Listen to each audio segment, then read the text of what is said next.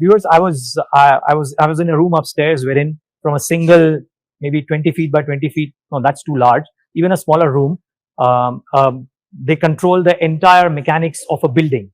Then we are in this factory wherein there is some really high quality precision work happening. I was told about 5 or 6 other factories as well. You've spoken in a past interview with me about having 23 verticals, if I'm not wrong. Now tell us, I mean, where is it that you see maximum traction? Where is it that you believe there is going to be continued traction? Is it possible to kind of lay it out for us, the lay of the land? So let's start with, say, building segments. You just mentioned about in a building segment. So you went to one of the building management systems room. Yes. Wherein all our factories and all our offices, they use ABB products to make them energy efficient. So our goal is that for building of that size, if you normally operate and you operate with the BMS, it should consume 30% less energy. Okay. Now why we are doing it? Because the 70% of the buildings that will exist in 2030, they're yet to be constructed. So now, if the energy consciousness in the country is high, we want to produce sustainably, we want to consume sustainably.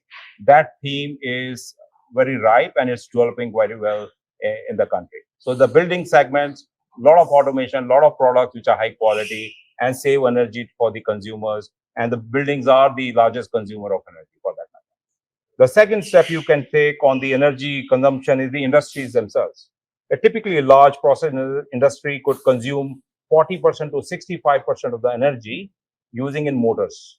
In India, we have IE2 standard motors from past. They are more energy consuming.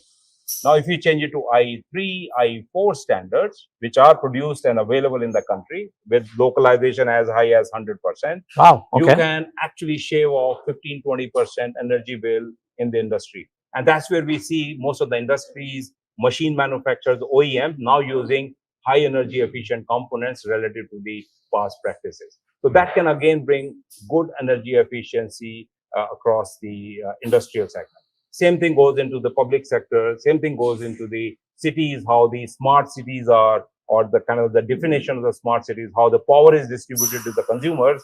You put the components and the elements in the city in such a way that the power is delivered reliably to industry as well as to the consumer by have these self-healing networks, which are possible to create with the available technologies in the country.